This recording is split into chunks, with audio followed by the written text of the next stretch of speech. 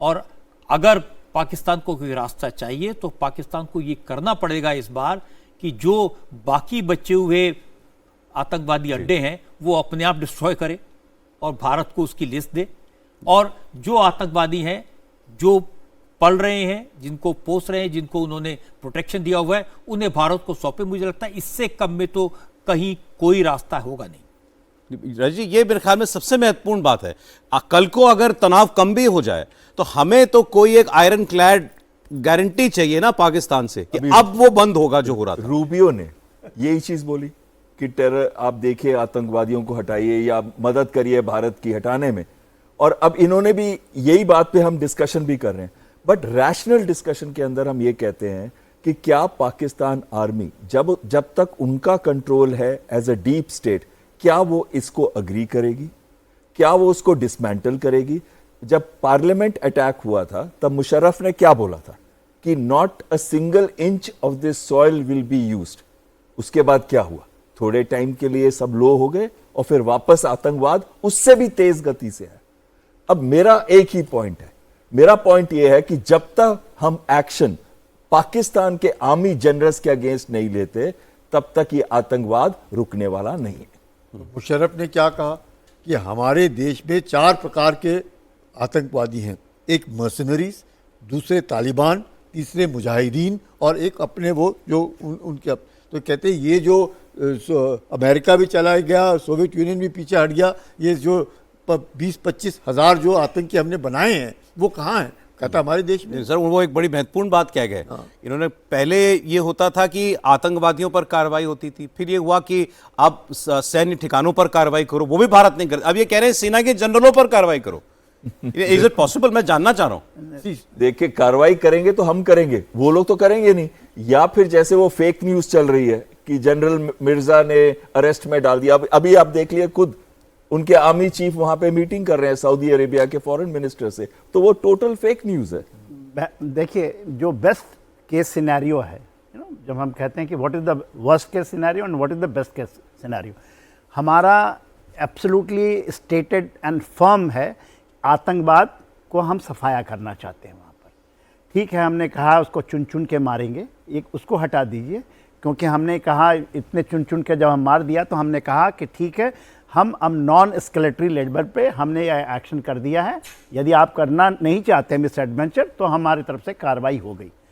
अभी जो सबसे बड़ी बात निकलती है कि what is the best force scenario, जो रजत जी ने एक सुझाव दिया कि वो कहें कि हाँ, हमारे यहाँ से आतंकवाद का अब कुछ होगा नहीं। देखिए, पाकिस्तान आर्मी को कह रहे थे कि जब तक नहीं खत्म, पाकिस्तान आर्मी का बहुत डिवाइड है। मेरे नीचे 44 पाकिस्तानी ऑफिसर्स यूएन मिशन के अंदर में मेरे नीचे काम किए हुए हैं। अच्छा। तो उनके इतनी ज़्यादा डिवाइड है, 9 कोर कमांडर्स हैं। यदि आप उसके बहुत डीपली जाएंगे, वहाँ पर यही नहीं है कि सारे रेडिकलाइज्ड हो चुके हैं। ज़ियाउल हक ने ज़्यादातर लोगों को रेडिकलाइज किया था 89 में, जब उन्होंने इसके पहले मिडिल ईस्ट के अंदर में, जहाँ से ये पनपा है, वहाँ पर जा कर के एज ए ब्रिगेडियर उसने कत्ल गारत की थी जॉर्डन के अंदर में, अगर आप पढ़िएगा। उसके बाद वहाँ से ये आतंकवाद यहाँ आया, और आतंकवाद में पूरा का पूरा आर्मी जो है वो रेडिकलाइज तो नहीं हुआ है। 9 जो हमारे, देखिए कराची में पाकिस्तान की आर्मी में सेंसिबल जनरल्स भी हैं। मैं आपको बता रहा हूँ, मेरे नीचे 44 ने किया है यूएन मिशन में, मैं टीम लीडर था। ऐसा नहीं कि वो पूरे पागल हैं, ऐसा नहीं है। यदि यही होता, आपके 9 का जो कोर कमांडर्स हैं उनके पास पावर है, भरे वो करप्ट हो चुके हैं, वो मानते हैं, क्योंकि हम उनको ऐसा डेवलप किया जाता है कि वो यदि जाते हैं, एक कैप्टन जाता है तो उसको जो हवलदार है और इंस्पेक्टर सल्यूट करता है, वो कहीं से भी गुजर जाएं, तो वैसा डेवलप हुआ है। मगर देखिए, इसीलिए जो कराची का 4 कोर है, वहाँ पर कोर कमांडर के घर पे लोग घुस गए थे ना। एक ब्रिगेडियर मारा गया था, जो आपका नीचे में 5 कोर है कराची के अंदर में, सिंध में एक ब्रिगेडियर मारा गया है, और लोगों ने मारा, कुछ नहीं हुआ। तो ऐसा नहीं है। ठीक है, हमारी रिजॉल्व में यदि हम जोर से, और देखिए यही रिजॉल्व से ये ख़त्म होगा। ये हम, ठीक है, there is a last worst case scenario, हम फुल फ्लेज ऑपरेशन करें, पाकिस्तान को तोड़ें, वो हम कर रहे हैं। हम सॉरी, ये बोलना नहीं चाहिए देव सेवा पर मोहे है, शुभ कर्मन ते कबो न डरो, न डरो अरसों जब चाहे लड़ो, निश्चय कर अपनी जीत करो, निश्चय कर अपनी जीत करो।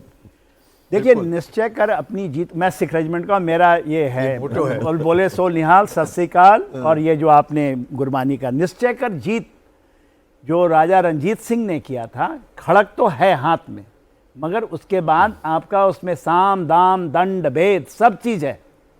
तो हम यदि हमारा काम साम दाम दंड भेद से हो जाता है, तो हमारी जो मेन लड़ाई है वो आतंकवाद की है। हम ये नहीं कि हम पाकिस्तान के टुकड़े टुकड़े, और दूसरा लड़ाई ये है कि भाई पीओके हमारा है, बस यही है ना, गिलगित बाल्टिस्तान हमारा है, हमारा है। जो वॉरफेयर इस वक्त हम देख रहे हैं, ये नए जमाने का वॉरफेयर है। पहले किसी वॉर में, किसी कॉन्फ्रंटेशन में, किसी कॉन्फ्लिक्ट में इससे इतने बड़े पैमाने पर ड्रोन का इस्तेमाल नहीं देखा गया। और अगर देखें तो ये मुझे लगता है कलयुग का महाभारत है।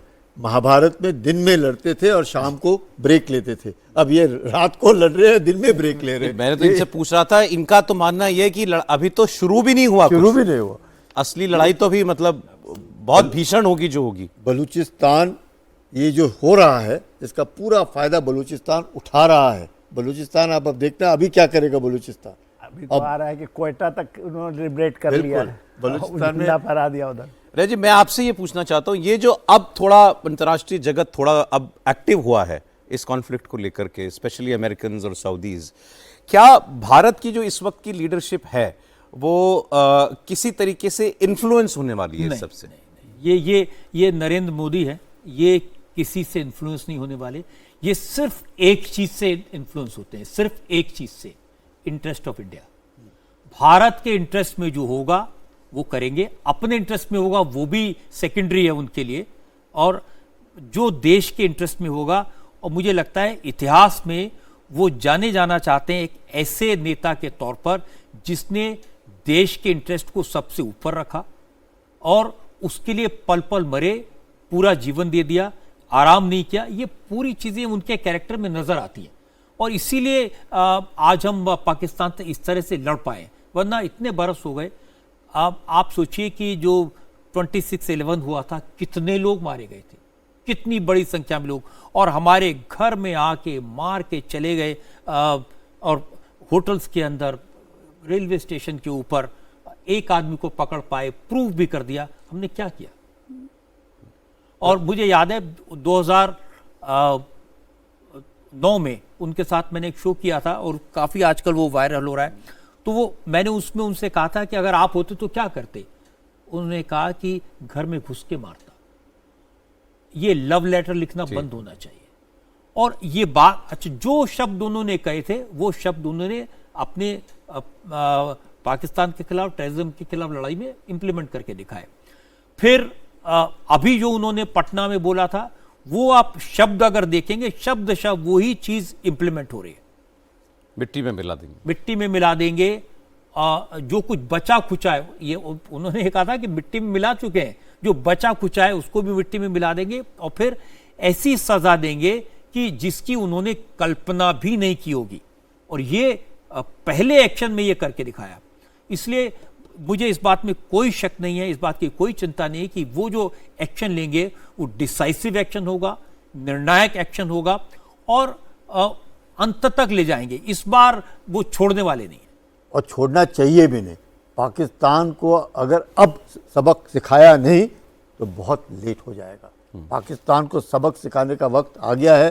सुदृढ़ नेतृत्व है, काबिल फौज है, देश एकजुट है, अब नहीं तो फिर कभी नहीं। और बड़ी बात यह कि पूरा देश उनके साथ है। पहली बार हम देख रहे हैं कि हिंदू, मुस्लिम, सिख, ईसाई, हर तरह से लोग प्रधानमंत्री के पीछे खड़े हैं। विरोधी दलों के नेता प्रधानमंत्री के पीछे खड़े हैं। जितना पब्लिक सेंटिमेंट है वो प्रधानमंत्री के साथ है, तो फिर इसके बाद तो कुछ नहीं बचता है। जी बिल्कुल। और अब वो जो सवाल मैंने अभी हम लोग जो भी चर्चा कर रहे थे, मैंने वो पूछा कि भाई ये ड्रोन बिजनेस हम लोग कब बंद करेंगे, पाकिस्तान का जो ये सब आ रहा है। तो आपने जो देवेंद्र की जो बात कोट की वो इंपॉर्टेंट लगती है कि शायद हमारे लिए बड़ी छोटी चीज़ें हैं ये जो वो कर रहा है, जैसे पता है, कि पता है कि वो ये करने वाले हैं। हाँ। इंटेलिजेंस इनपुट है, इंटेलिजेंस आफ्टर ऑल जिस लेवल पर काम करें, जिस तरह से पहले दिन हमने अटैक किया उसमें इंटेलिजेंस का बहुत बड़ा रोल था। उसने साबित कर दिया कि हमारे पास में एग्जैक्ट इंफॉर्मेशन है, कौन सा आदमी कहाँ है, किस जगह पर है।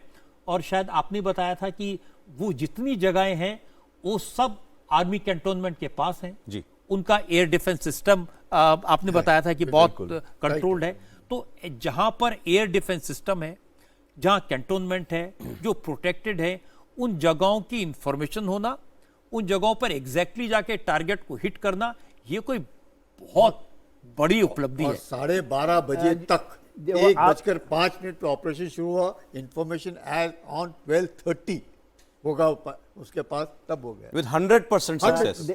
रजत जी, जो फिर से जो आपने बात बताई, देखिए भावलपुर में 31 कोर है उनका, 31 बगल कोर, में।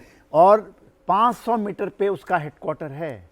ये भावलपुर और हमारा टर्मिनल ऑब्जेक्टिव हम जब बात करते हैं, जो आप मुरेद के है उसके नॉर्थ, लाहौर के नॉर्थ पे है, 4 कोर यहाँ है, कोर 9 कोरे हैं, और उसके ऊपर गुजरनवाला है, उसके नीचे ये पड़ता है। और आप ये सोचिए सकड़बल, इतना ज़्यादा वहाँ एडी सिस्टम है, और आपने लाहौर के एडी को मारा भी है। बड़ी बात, मुरुद- बहुत बड़ी बात। अरे ये जो हम नहीं आकलन कर पाते हैं और लोग समझते नहीं हैं, जो मिलिट्री माइंड को समझते हैं, जिसका आकलन कर पाते हैं, ये इम्पॉसिबल है। लाहौर It का is- एयर डिफेंस सिस्टम मारना और Complete उन मरकजों neutralize। को मारना। और जो इसका मरकज- मतलब ये है कि हम चाहते तो वो सारे जो मिलिट्री एस्टेब्लिशमेंट हैं उनको भी हिट कर सकते थे। Absolutely? Yes Yes? एब्सोल्युटली। ये मैसेज बड़ा क्लियर है। एक स्टेटमेंट में सुना देता हूं। पाकिस्तान के प्रधानमंत्री शहबाज शरीफ से सऊदी अरब के विदेश मंत्री की मुलाकात हुई, हमने आपको बताया था। और इसके बाद शहबाज शरीफ ने कहा कि पाकिस्तान की रक्षा करना मेरा हक है, लेकिन उनकी पार्टी के सांसद ही शहबाज शरीफ और उनकी सरकार का मजाक उड़ा रहे हैं। पाकिस्तान की सांसद जरताज गुल ने क्या कहा है, ये आप जरा देखिए। डिफेंस मिनिस्टर का स्पेशली जो रवैया है वो बहुत इररिस्पॉन्सिबल है। यानी इंटरनेशनल मीडिया में अगर अंग्रेजी नहीं आती है तो ना जाओ। If you can not defend your own country, don't go there, don't mock yourself, don't mock your government, don't mock your state. अगर आप बयानियां वहां पे बर्दाश्त नहीं कर सकते हैं, आपसे वहां पे सवाल करते हैं और आप आगे से कहते हैं कि जी पाकिस्तान दहशतगर्द पालता है, हमारे गले काटे जा रहे हैं, हम मदरसों के अंदर शहीद हो रहे हैं, हमारे ऊपर मसाजिद के ऊपर हमला हुआ है, रात के अंधेरे में हमारे ऊपर हमला हुआ है, पुलगाम वाकया पाकिस्तान ने किया ही नहीं। अभी हमारा जो है वो जाफर एक्सप्रेस का वाकया हुआ है। आप इंटरनेशनल मीडिया पे आपको जाने का शौक है, मेरा ख्याल है कि गवर्नमेंट के पास इससे ज्यादा पढ़े लिखे बेहतर जो है वो गवर्नमेंट का बयानिया करने के लिए, बात करने के लिए लोग होंगे, उनको भेजें। ये इस तरह की शोहदा की बेहुरमती ना करवाए कि यूनाइटेड नेशंस के अंदर और उनके मीडिया के अंदर वो आपके डिफेंस मिनिस्टर का बयान चलाएं। आप मुल्क की खिदमत नहीं कर रहे। आप जो है जो मोदी का जो आपका जो हमसाया मुल्क है जो आपके खिलाफ दहशतगर्दी करता है, आप उसके बयाने को तकवीत दे रहे हैं, आप पाकिस्तान की खिदमत नहीं करे। ये जो कुछ कह रही थी अपने रक्षा मंत्री के लिए कह रही थी कि वो एम्बैरेस कर रहे हैं पाकिस्तान को, अंग्रेजी में जवाब देना नहीं आता तो ना जाएं वेस्ट के मीडिया के पास अपनी बात कहने के लिए।